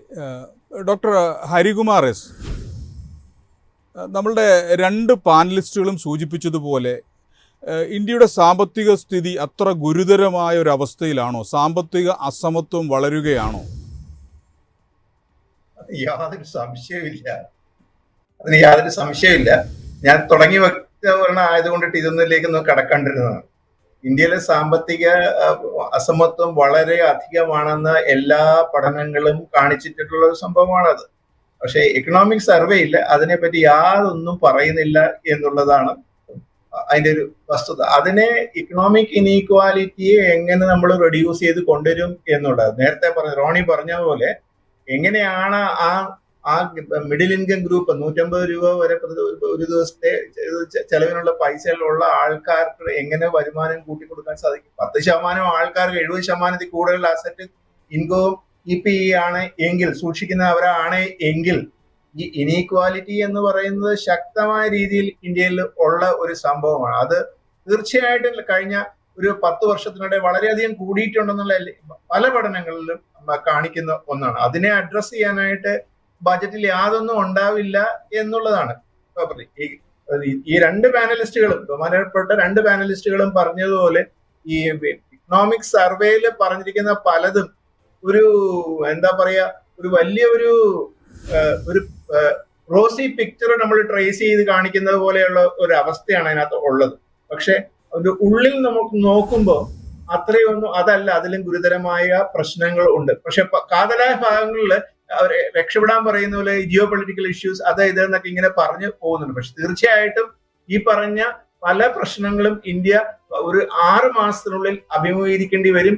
അതിന് എന്ത് പ്രപ്പോസൽസ് ആണ്, പ്രപ്പോസലാണ് ബജറ്റിൽ നിർമ്മലാ സീതാരാമന് കൊണ്ടുവരാൻ സാധിക്കുക, അത് എങ്ങനെയാണ് പ്രാവർത്തികമാക്കുക എന്നുള്ളത് അനുസരിച്ചിരിക്കും ഇക്കോണമിയുടെ മുന്നോട്ടുള്ള. ഡോക്ടർ ഹരികുമാർ, സാമ്പത്തിക സർവേ ഇന്ത്യയുടെ ഒരു പോളിഷ് ചെയ്ത മുഖം മാത്രമല്ല കാണിക്കുന്നത്. അതിനകത്ത് പറയുന്ന മറ്റൊരു കാര്യം, സാമ്പത്തിക വർഷത്തിൻ്റെ 2ാം പാദത്തിൽ വളർച്ച മന്ദഗതിയിലാകാൻ സാധ്യതയുണ്ടെന്ന് സാമ്പത്തിക സർവേ തന്നെ പറയുന്നുണ്ട്. ഇതിന് എന്തൊക്കെയാണ് കാരണങ്ങൾ? സാമ്പത്തിക മന്ദഗതിയിലാകുന്ന സംഭവം ഒന്ന് ഇൻഫ്ലേഷൻ, ജിയോ പൊളിറ്റിക്കൽ ഇഷ്യൂസ്, അങ്ങനെ കുറെ കാരണങ്ങൾ അവിടെ വരുന്നുണ്ട്. നമ്മുടെ മാനുഫാക്ചറിംഗ് സെക്ടറിന്റെ സ്ലോ ഡൗൺ എല്ലാം ഇതിന് കാരണങ്ങളാണ്. അങ്ങനെയാണെങ്കിൽ ഇതിനെ പരിഹരിക്കാൻ എന്തെല്ലാം നടപടികൾ എടുക്കേണ്ടി വരും? ഇതിന് അനുകൂലമായിട്ടുള്ള ഒന്ന് എംപ്ലോയ്മെന്റ്, നേരത്തെ പറഞ്ഞ പോലത്തെ എംപ്ലോയ്മെന്റ് ഇഷ്യൂസ് എങ്ങനെ ടാക്കിൾ ചെയ്യാം, സ്കിൽ ഇന്ത്യ ഡെവലപ്മെന്റ് എന്നൊക്കെ പറഞ്ഞ പ്രോഗ്രാം എന്തുമാത്രം ഇന്ത്യക്ക് നേടാൻ പറ്റും എന്നാണ് പേപ്പറിൽ ഇതിന്റെ പരസ്യം വന്നത്. എത്ര പേര് എൻറോൾ ചെയ്തു, അത് കഴിഞ്ഞ് അത് വീണ്ടും അത് ഓപ്പൺ ചെയ്തു, എത്ര പേർക്ക് കൊടുക്കുന്നുണ്ട്, കമ്പനികളിൽ നൈപുണ്യം നേടാനുള്ള ഒരു അവസരം കൊടുത്തിട്ടുണ്ട്, അവരിൽ എത്ര പേരെ അതാത് കമ്പനികളിൽ ജോലി നേടാൻ ആകും, അതൊരു പ്രധാനപ്പെട്ട ഒരു. 2, അഗ്രികൾച്ചറൽ ഔട്ട്പുട്ടിന് അഗ്രികൾച്ചർ സെക്ടറിൽ ഗ്രോത്ത് ഉണ്ട് എന്ന് പറയുന്നത് ഞാൻ അംഗീകരിക്കുന്നു അവർ പറഞ്ഞ കാര്യങ്ങൾ. പക്ഷെ ആ പറഞ്ഞ ഒരു പോയിന്റ് വളരെ വ്യക്തമാക്കേണ്ട കാര്യം എന്ന് വെച്ചാൽ എങ്ങനെ ഇനിയും ഔട്ട്പുട്ട് കൂട്ടാൻ സാധിക്കും എന്നുള്ളത്. കഴിഞ്ഞ പ്രാവശ്യം എല്ലാം പ്രതീക്ഷയാണ്, മില്ലറ്റിനെ പറ്റിയുള്ള ഓരോ കാവ്യങ്ങൾ പറഞ്ഞുകൊണ്ട് അവതരിപ്പിക്കുക മാത്രമാണ്. അതൊന്നും ട്രാൻസ്ലേറ്റ് ചെയ്യുന്നതിലേക്ക് കണ്ടില്ല എന്നുള്ളതാണ്. അതുകൊണ്ടിട്ടാണ് ഞാൻ പറഞ്ഞ ഇക്കണോമിക് സർവേ എന്ന് പറയുന്നത് ഒരു വലിയൊരു റോസി പിക്ചർ ട്രേസ് ചെയ്യുക എന്ന് പറയുന്നത്. കഴിഞ്ഞ പ്രാവശ്യവും ഇതേപോലൊക്കെ ഒരു പ്രതീക്ഷയോട് കൂടിയിട്ട് ഞാൻ ഒരു സ്ഥലത്ത് പറഞ്ഞാണ്, ഇക്കണോമിക് സർവേയും ബജറ്റും കൂടെ കോറിലേറ്റ് ചെയ്ത് പറഞ്ഞാണ്. പക്ഷെ അത്രയും അതിനെക്കാട്ടും ഗുരുതരമായ ഒരു അവസ്ഥയിലേക്ക് അല്ലേ പോകുന്നതെന്നുള്ള ഒരു സംശയം ഇത് വായിച്ചാൽ കിട്ടും. പ്രത്യേകിച്ച് ആദ്യത്തെ ചാപ്റ്റർ വായിച്ചാൽ തന്നെ കിട്ടും. പിന്നെ സബ്സിക്വന്റ് ചാപ്റ്ററിലേക്ക് പോകേണ്ട ആവശ്യമില്ല എന്നുള്ളതാണ് എനിക്ക് മനസ്സിലാകുന്നത്. ശരി, ശ്രീ മോഹനകുമാർ, ഈ ബഡ്ജറ്റിൽ നിന്ന് കേരളത്തിന് എന്തു പ്രതീക്ഷിക്കാം? കേരളത്തിന് നമ്മൾ പ്രതീക്ഷിക്കാവുന്നതെന്ന് പറഞ്ഞാൽ ഇന്ന് ഇന്ത്യ നേരിടുന്ന ഇപ്പോൾ ഇവിടെയുള്ള ഹരികുമാർ സാറാണെങ്കിലും മറ്റ് ജോണി സാർ ഇവരെല്ലാം അവതരിപ്പിക്കുന്ന ഒരു പിക്ചർ യഥാർത്ഥത്തിൽ അത് വളരെ ശരിയാണെന്ന് മാത്രമല്ല, യഥാർത്ഥ സിറ്റുവേഷൻ അതിനേക്കാളും വളരെ ഗ്രേവാണ്. കേരളം ഇപ്പോൾ അടിയന്തരമായി പ്രതീക്ഷിക്കുന്നത് നമ്മുടെ വയനാട്ടുണ്ടായ ദുരന്തത്തിന് ഒരു ഏറ്റവും കുറഞ്ഞത് ഒരു 2000 കോടി രൂപയുടെ ഒരു പാക്കേജ്. ഈ 2000 കോടി രൂപയുടെ പാക്കേജിന്റെ ഗുണം കേന്ദ്ര സർക്കാരിന് തന്നെ തിരിച്ചു കിട്ടും. പലതരത്തിലുള്ള ടാക്സ് ആയിട്ടും ഇൻവെസ്റ്റ്മെന്റ് ആയിട്ടും കെട്ടിട നിർമ്മാണമായിട്ടും ഒക്കെ തിരിച്ചു വരുമ്പോൾ തിരിച്ചു കിട്ടും. അത് GSTയിലൂടെ കേന്ദ്ര സർക്കാരിന് കിട്ടും. മറ്റൊന്ന്, ഇന്ന് ഇന്ത്യ അഭിമുഖീകരിക്കും അതേപോലെ തന്നെ കേരളം പോലുള്ള സംസ്ഥാനങ്ങൾക്ക് കടമെടുക്കാനുള്ള പൊതു മാർക്കറ്റിൽ നിന്ന് കിഫ്ബി, അതുപോലെ തന്നെ പെൻഷൻ ഫണ്ട്, ഇങ്ങനെയുള്ള മാർഗങ്ങൾ ഉപയോഗിച്ച് സർക്കാരുകളുടെ ചെലവ് വർദ്ധിപ്പിക്കാനുള്ള അനുമതി കൊടുത്തില്ല എന്നുണ്ടെങ്കിൽ, അത് ഇപ്പോ FRBM ആക്ട് അനുസരിച്ച് 3% 3.5% കൂടാതെ 4% ആക്കി ഈ കേരളം പോലുള്ള സംസ്ഥാനങ്ങൾക്ക് കൊടുത്തില്ല എന്നുണ്ടെങ്കിൽ ഇന്ത്യ അഭിമുഖീകരിക്കാൻ പോകുന്ന വലിയൊരു ഭവിഷ്യത്തിനെ പറ്റി അടുത്ത കാലത്ത് റിസർവ് ബാങ്ക് പുറപ്പെടുവിച്ച റിപ്പോർട്ടിൽ പറയുന്നുണ്ട്. ആ റിപ്പോർട്ടിൽ പറയുന്നത് എന്താണ്? ഇന്ത്യയിലെ പ്രത്യേകിച്ചും ഗ്രാമീണ മേഖലയിലെ ഇന്ത്യയിലെ ഹൗസ് ഹോൾഡ്, ഇന്ത്യയിലെ കുടുംബങ്ങൾ, ഇന്ത്യയിലെ വീട്ടുകാരെല്ലാം എല്ലാവരും അമിതമായി കടം വാങ്ങുന്ന അവസ്ഥയിലേക്ക് പോയിക്കൊണ്ടിരിക്കുകയാണ് തൊഴിലില്ലാത്തത് കൊണ്ട്. അങ്ങനെ കടം വാങ്ങി അവർ ചെലവഴിക്കുന്നത് കൊണ്ട് അവരുടെ സമ്പാദ്യ നിരക്ക് 20% ആയിരുന്നത് 20% ആയിരുന്നത് 18% കുറയുന്നു. GDPയുടെ നമ്മുടെ ആഭ്യന്തര ഉൽപാദനത്തിന്റെ ശരിയായോ? ഇപ്പോഴോ കേൾക്കാം, പറഞ്ഞോളൂ. കിട്ടിയോ? വ്യക്തമാണ്. നോക്കൂ, 18% കുറയുന്നു. ഒന്ന്. രണ്ടാമത്തെ ഒരു കാര്യം, അവർ വാങ്ങിയിരിക്കുന്ന കടമെന്ന് പറയുന്നത് നമ്മുടെ GDPയുടെ ഏകദേശം 35%. അപ്പോ റിസർവ് ബാങ്ക് കൊടുക്കുന്ന ഒരു വാണിംഗ് എന്ന് പറയുന്നത്, റിസർവ് ബാങ്ക് കൊടുക്കുന്ന വാണിംഗ്, ഇങ്ങനെ ഏത് രാജ്യമാണോ കൂടുതൽ ഹൗസ് ഹോൾഡ് ഡെപ്റ്റിലേക്ക് പോകുന്നത് ആ രാജ്യങ്ങളിൽ പതിയിരിക്കുന്ന വലിയൊരു സാമ്പത്തിക തകർച്ചയുണ്ട്. 2008 അമേരിക്കയിലെ വീട് വയ്ക്കുന്നതിന് ആൾക്ക് കൊടുത്ത വായ്പയുടെ ഭാഗമായി അമേരിക്കയിലുണ്ടായ സാമ്പത്തിക തകർച്ചയ്ക്ക് തുല്യമായ ഒരു തകർച്ച ഇന്ത്യയിൽ വരാൻ പോകുന്നു എന്നുള്ളതാണ് ഇവരിപ്പോൾ കൊടുക്കുന്ന ഒരു മുന്നറിയിപ്പ്. റിസർവ് ബാങ്ക് ആൾറെഡി അത് കൊടുത്തു കഴിഞ്ഞു. മറ്റൊന്ന്, ഇതോടൊപ്പം തന്നെ ഈ ഇപ്പൊ നേരത്തെ ചോദിച്ചതുപോലെ എന്തുകൊണ്ടാണ് 2024-25 രണ്ടാം പാദത്തിൽ സാമ്പത്തിക വളർച്ച കുറഞ്ഞെന്നുള്ളതിന് വളരെ രസകരമായ കുറച്ച് വിശദീകരണങ്ങൾ എക്കണോമിക് സർവേയിൽ നമ്മുടെ കേന്ദ്ര സർക്കാർ നൽകുന്നുണ്ട്. അതിൽ ഒന്നാമത് പറയുന്നത്, ഇന്ത്യയിൽ നടന്ന ഉത്സവങ്ങൾ അനവസരത്തിലായിപ്പോയി. ഈ ഇന്ത്യ ഉണ്ടായ കാലഘട്ടം മുതൽ ഉത്സവങ്ങൾ ഒക്ടോബർ, നവംബർ, ഡിസംബർ മാസത്തിലാണ് ഉണ്ടാകുന്നത്. ഈ ഒക്ടോബർ, നവംബർ, ഡിസംബർ മാസത്തിൽ ഈ നമ്മുടെ ഈ ഉത്സവങ്ങൾ ഉണ്ടായതുകൊണ്ട്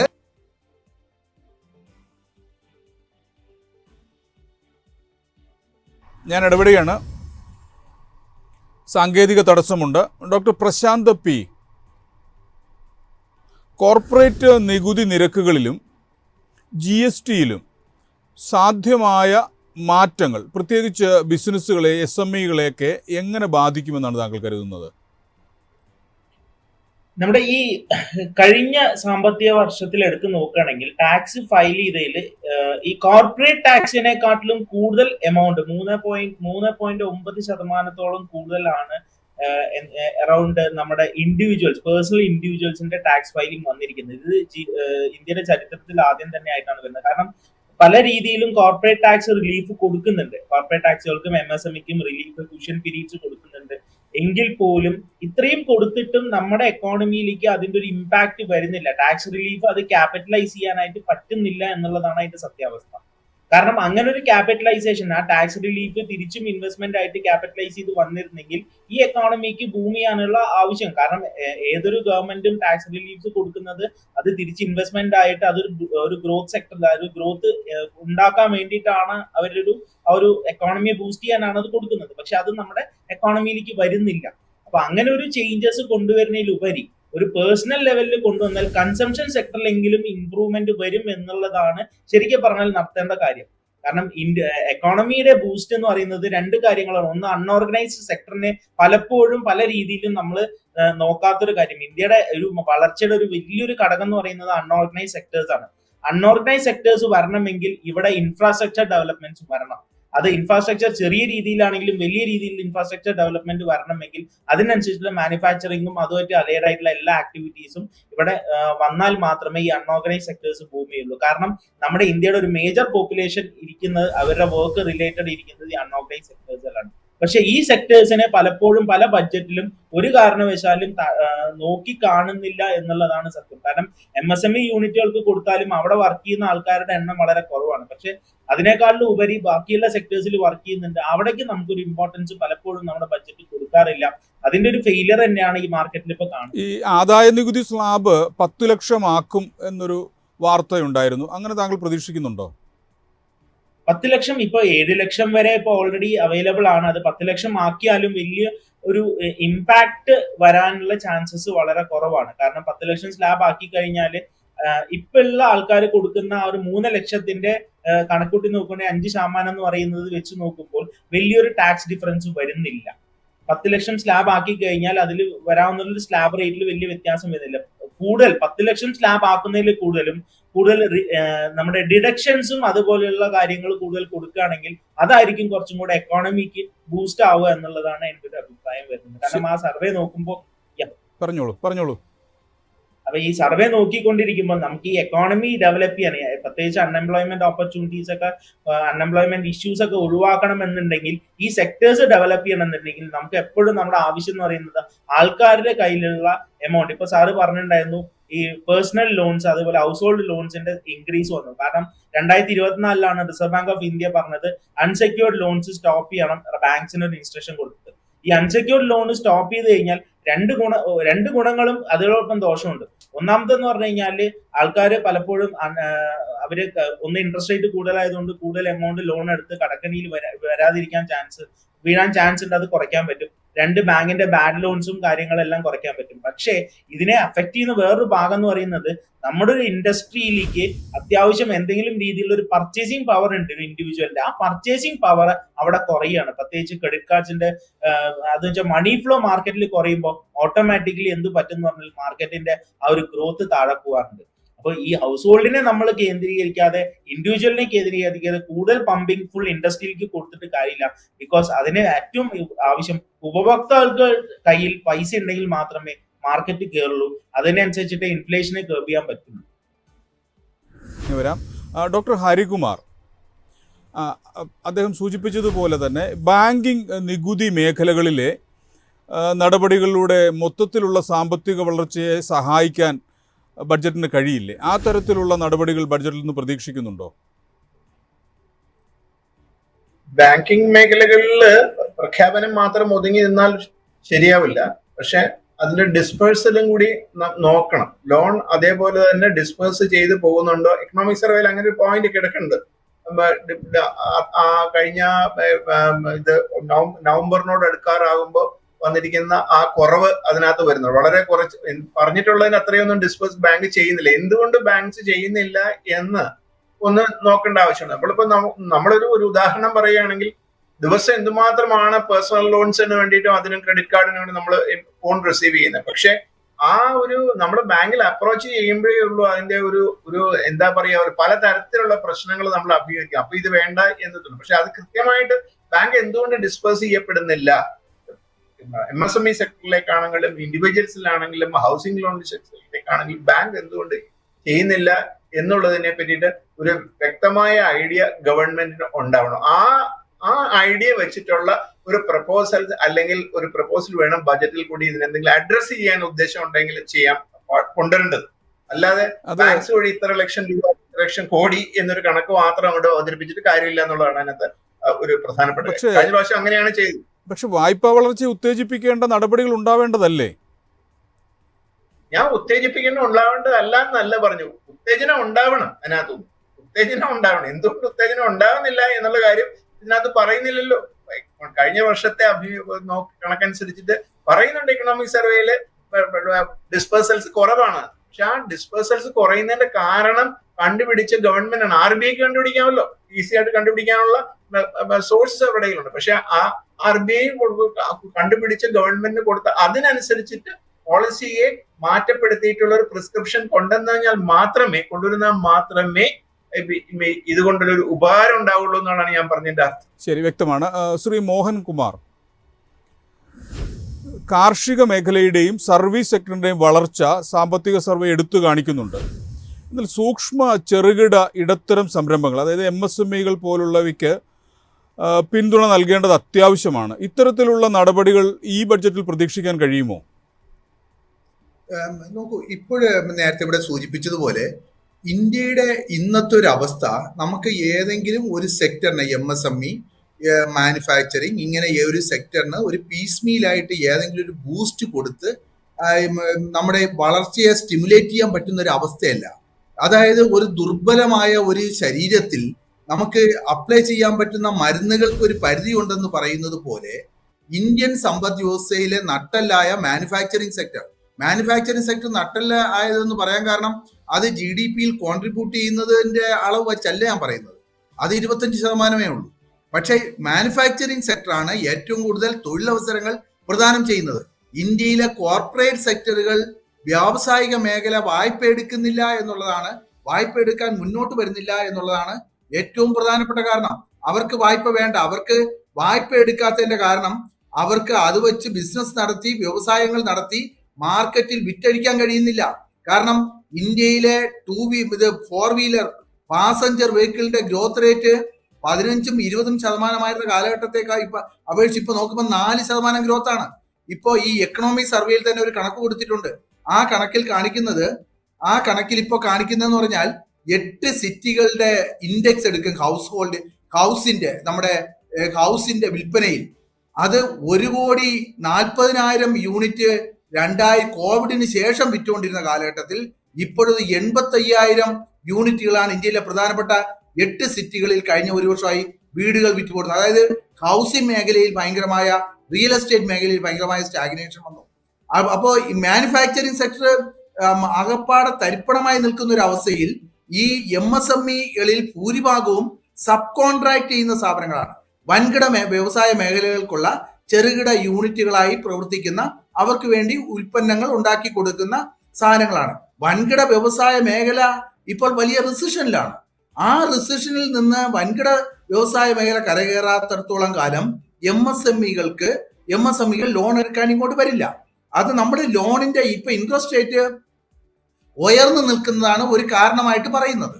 പക്ഷെ ഇൻട്രസ്റ്റ് റേറ്റ് ഇൻട്രസ്റ്റ് റേറ്റ് താഴ്ത്തി നിർത്തി കഴിഞ്ഞാൽ ഇൻഫ്ലേഷൻ, പണപ്പെരുപ്പ നിരക്ക് വീണ്ടും കൂടുമെന്നുള്ളതാണ് സാമ്പത്തിക ശാസ്ത്രത്തിന്റെ സിദ്ധാന്തങ്ങൾ പറയുന്നത്. അതുകൊണ്ടാണ് ഇന്ത്യയിലെ പലിശ നിരക്ക് കൂട്ടി നിർത്തിയിരിക്കുന്നത്. പക്ഷേ രസകരമായ ഒരു സംഭവം ഞാൻ ചൂണ്ടിക്കാണിക്കാൻ ശ്രമിച്ചത്, എന്തുകൊണ്ടാണ് ഇന്ത്യൻ സമ്പദ് വ്യവസ്ഥ 6% താഴെ വളർച്ച രേഖപ്പെടുത്തിയതിന് എക്കണോമി സർവേ കണ്ടെത്തിയിരിക്കുന്ന കാരണം നമ്മൾ ഉത്സവങ്ങൾ ആഘോഷിക്കുന്നത് കൊണ്ടാണ്. ഒക്ടോബർ, നവംബർ, ഡിസംബർ മാസങ്ങളിൽ ഉത്സവങ്ങൾ ആഘോഷിച്ചപ്പോൾ ആളുകൾക്ക് കമ്പോളത്തിൽ പോയി സാധനങ്ങൾ വാങ്ങാൻ സമയം കിട്ടിയില്ല എന്നും, ഇനി നമ്മുടെ നല്ലൊരു മഴ കിട്ടിയതിന്റെ ഭാഗമായി നാട്ടിൽ മുഴുവനും വെള്ളമായപ്പോൾ ആളുകൾ പുറത്തിറങ്ങിയില്ല, അതുകൊണ്ട് സാധനം വാങ്ങാൻ പറ്റിയില്ല, അതുകൊണ്ട് MSMEകൾക്കൊന്നും ശരിയായ രീതിയിൽ ഉൽപ്പന്നങ്ങൾ വിൽക്കാൻ പറ്റിയില്ല, ഇങ്ങനെയുള്ള കാര്യങ്ങൾ പറഞ്ഞിട്ടാണ് ഈ സാമ്പത്തിക വളർച്ച എക്സ്പ്ലെയിൻ ചെയ്യുന്നത്. പക്ഷെ ഇതൊന്നുമല്ല. ഇന്ത്യൻ സമ്പദ് വ്യവസ്ഥ, പ്രത്യേകിച്ചും റൂറൽ മേഖല, ഇന്ത്യയുടെ ഗ്രാമീണ മേഖല വളരെ വലിയൊരു റിസഷനിലേക്ക് പോയിരിക്കുകയാണ്. അതിന്റെ റിഫ്ലക്ഷൻ എന്നവണ്ണം ഇന്ത്യൻ അർബൻ സെക്ടറും ഇന്ത്യയിലെ നഗരമേഖലയും പാസഞ്ചർ കാർ ഉൾപ്പെടെ ഫാസ്റ്റ് മൂവിങ് കൺസ്യൂമർ ഗുഡ്സ് ഉൾപ്പെടെ എല്ലാം വളർച്ചാ നിരക്ക് താഴേക്ക് വന്നുകൊണ്ടിരിക്കുകയാണ്.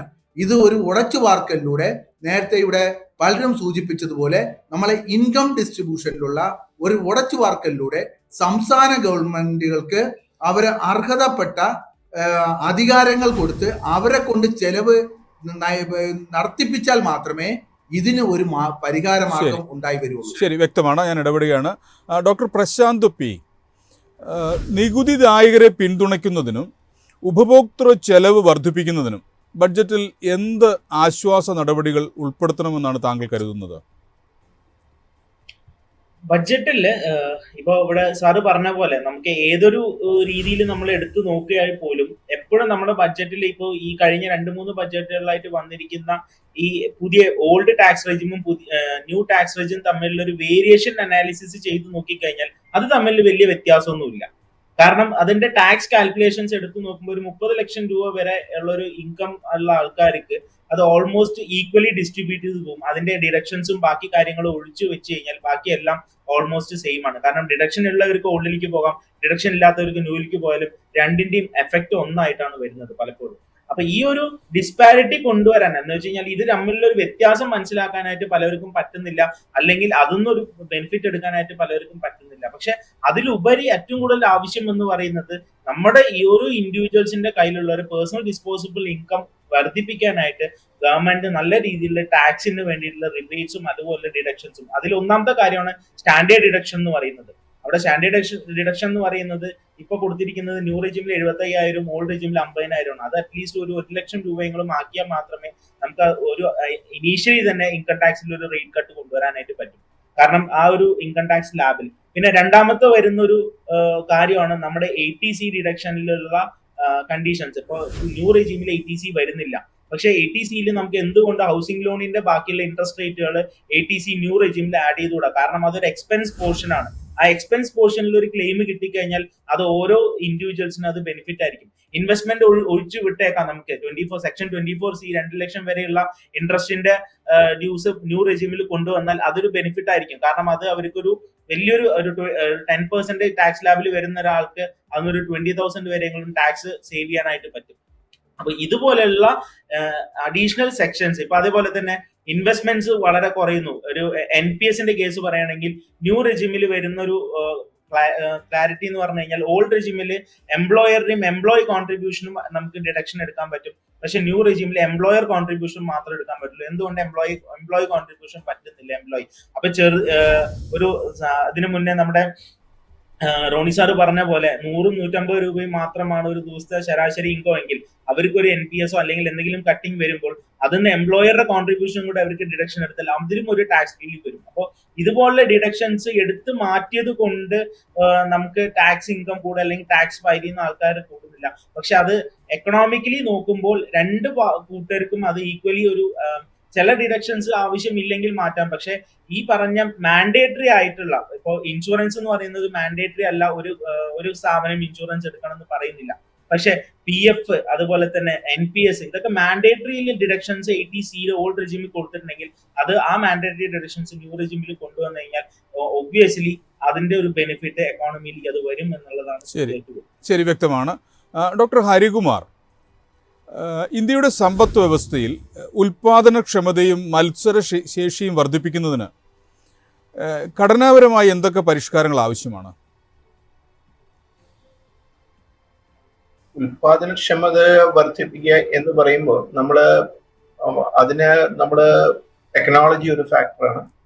അതുപോലെ സ്കിൽഡ് മാൻ പവർ ഒരു ഫാക്ടറാണ്. രണ്ടാമത്തത് ടെക്നോളജി. ബെസ്റ്റ് ടെക്നോളജി യൂസ് ചെയ്ത് ഉത്പാദനം നടത്തിയാൽ മാത്രമേ ഒരു കോമ്പറ്റീറ്റീവ്നെസ് നമുക്ക് കിട്ടുള്ളൂ. ഇന്റേണൽ മാർക്കറ്റിലും അത് എക്സ്റ്റേണൽ മാർക്കറ്റിലാണെങ്കിലും അങ്ങനെ തന്നെ സാധിക്കുള്ളൂ. ഈ ബെസ്റ്റ് ടെക്നോളജി ഉപയോഗിച്ച് പ്രൊഡ്യൂസ് ചെയ്യുമ്പോഴാണ് നമുക്ക് ഈ ഉൽപാദനക്ഷമത ഇൻക്രീസ് ചെയ്യാൻ. ഉൽപാദനക്ഷമത ഇൻക്രീസ് ചെയ്യുന്നതിന് ഒപ്പം അതിന് വേണമെങ്കിൽ ബെസ്റ്റ് ടെക്നോളജി വേണമെങ്കിൽ നമ്മുടെ മാൻ പവർ അതിനനുസരിച്ച് സ്കിൽഡ് ആക്കി കൊണ്ടുവരണം. ഇവിടെ അങ്ങനെയല്ല ചെയ്യുന്നത്. സ്കിൽഡ് ആക്കി കൊണ്ടുവരുന്നതിന് പകരം വേറെ ചില അഡ്ജസ്റ്റ്മെന്റുകളാണ് ഇവിടെ നടത്തുന്നത്. കോർപ്പറേറ്റ് സെക്ടറിലെ വലിയ ഹ്യൂജ് കമ്പനീസ് എല്ലാം ചെയ്തുകൊണ്ട് വേറെ ചില രീതിയിലാണ് മാറ്റുന്നത്. പക്ഷെ അതിനൊരു മാറ്റം വരണം. മാറ്റം വരുത്തിയാൽ മാത്രം. ഇപ്പൊ കാറിന്റെയോ ഓട്ടോമൊബൈൽ ഇൻഡസ്ട്രിയുടെയോ പല കാര്യങ്ങളും നമ്മളിങ്ങനെ കേട്ടുപോയ കഥകളാണ്. അപ്പൊ അതിന്റെയൊക്കെ പ്രൊഡക്ടിവിറ്റി കൂട്ടണമെങ്കിൽ ഡിമാൻഡ് കൂട്ടണം, പ്രൊഡക്ഷൻ കൂട്ടണമെങ്കിൽ ഡിമാൻഡ് കൂട്ടണം, അപ്പൊ പ്രൊഡക്ടിവിറ്റി കൂട്ടണം. എന്നാൽ മാത്രമേ ഈ പ്രൈസിങ്ങിലൊക്കെ വളരെ ഗുണങ്ങൾ കിട്ടുകയുള്ളൂ. പക്ഷെ ഇതെല്ലാം ഈ രീതിയിൽ ചെയ്താൽ മാത്രമേ പ്രൊഡക്ടിവിറ്റി. പിന്നെ ടെക്നോളജി എന്ന് പറയുമ്പോൾ എടുത്ത് ചാടുന്നവരുണ്ട്. AI എന്നൊരു ഇതുണ്ട്. ആർട്ടിഫിഷ്യൽ ഇന്റലിജൻസ് ഓക്കെയാണ്, നോ പ്രോബ്ലം. അത് എവിടെയെല്ലാം ഏതൊക്കെ രീതിയിൽ തുടക്കത്തിൽ ലേബർ ഡിസ്പ്ലേസ്മെന്റ് ഉണ്ടാക്കാത്ത രീതിയിൽ ചെയ്യാം എന്നുള്ളത് നമ്മൾ വിശദമായി നോക്കിയിട്ട് വേണം AI ഉപയോഗിക്കാനായിട്ട്. അങ്ങനെ വിശദമായി പഠനം നടത്തി ചെയ്യുക എന്ന് പറയുമ്പോൾ AI കൊണ്ടുവരുമ്പോൾ AI ഡിസ്പ്ലേസ് ചെയ്യുന്ന ലേബർ ഉണ്ടാവുകയാണെങ്കിൽ അവർക്ക് ഓൾട്ടർനേറ്റീവ് ആയിട്ട് എന്ത് കാര്യം അതേ കമ്പനിയിൽ ചെയ്യാൻ പറ്റും എന്നുള്ളൊരു വിശകലനം കൂടി ചെയ്ത് AI കൊണ്ടുവരികയാണെങ്കിൽ അർത്ഥമുള്ളൂ. നമ്മളിപ്പോ അങ്ങനെയല്ല കണ്ടുകൊണ്ടിരിക്കുന്ന കാര്യങ്ങൾ അങ്ങനെയല്ല കാണുന്നത്. ഇപ്പൊ ഒരു ഉദാഹരണം പറയുകയാണെങ്കിൽ, ഈ അടുത്ത ദിവസം ബാങ്കിങ് സെക്ടറിലെ കുറെ ആൾക്കാരെ അടുത്ത് പറയണ്ടേ, കമ്പ്യൂട്ടറൈസേഷൻ വന്നു, എല്ലാം ഓൺലൈനിലേക്ക് പോയി. ബാങ്കിങ് സെക്ടറിലെ റിക്രൂട്ട്മെന്റുകൾ എണ്ണം, സ്റ്റാഫിന്റെ എണ്ണം കുറച്ചു തുടങ്ങി. ടാർജറ്റുകൾ, അസിസ്റ്റൻസിന് പോലും ടാർജറ്റ് വരുന്ന ഒരു രീതിയിലേക്ക്, ഈ ടാർജറ്റ് വരുന്ന രീതിയിലേക്കൊക്കെ വരിക എന്ന് പറഞ്ഞാൽ അതെല്ലാം പ്രൊഡക്ടിവിറ്റി ആണ് കാണിക്കുന്നത്. പ്രൊഡക്ടിവിറ്റി എങ്ങനെ ഇൻഫ്ലുവൻസ് ചെയ്യും? ഇൻഡസ്ട്രിയിൽ മാത്രമല്ല, സർവീസ് സെക്ടറിലും ഇത് ഒരു പ്രധാനപ്പെട്ട കാര്യമാണ്. അത് കൺസിഡർ ചെയ്തിട്ടുള്ള ഒരു പോളിസി വേണം ഇവോൾവ് ചെയ്ത് വരാൻ. ശരി, ഞാൻ ഇടപെടുകയാണ്. നമ്മുടെ സമയം ഏതാണ്ട് തീർന്നിരിക്കുകയാണ്.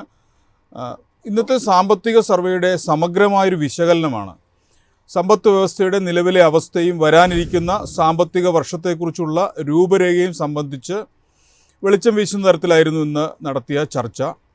ബഡ്ജറ്റ് പ്രഖ്യാപനത്തിനായി കാത്തിരിക്കുമ്പോൾ സാമ്പത്തിക വീണ്ടെടുക്കൽ, സാമ്പത്തിക സ്ഥിരതയെ ഉറപ്പാക്കൽ, സുസ്ഥിര വളർച്ച എന്നിവ വളർത്തിയെടുക്കുന്നതിന് സന്തുലിതവും നയപരവുമായൊരു സമീപനം അനിവാര്യമാണെന്ന് ചർച്ചയിൽ പങ്കെടുത്തവർ വ്യക്തമാക്കി. ചർച്ച ഇവിടെ പൂർണ്ണമാകുന്നു. ചർച്ചയിൽ പങ്കെടുത്ത doctor Harikumar, Roni K Baby, professor Mohanakumar, doctor Prashanth P, നന്ദി. നാളെ ഇതേ സമയത്ത് മൈഫിൻ ടി വിയുടെ വിശദമായ ബഡ്ജറ്റ് അവലോകനമാണ്. നമസ്കാരം.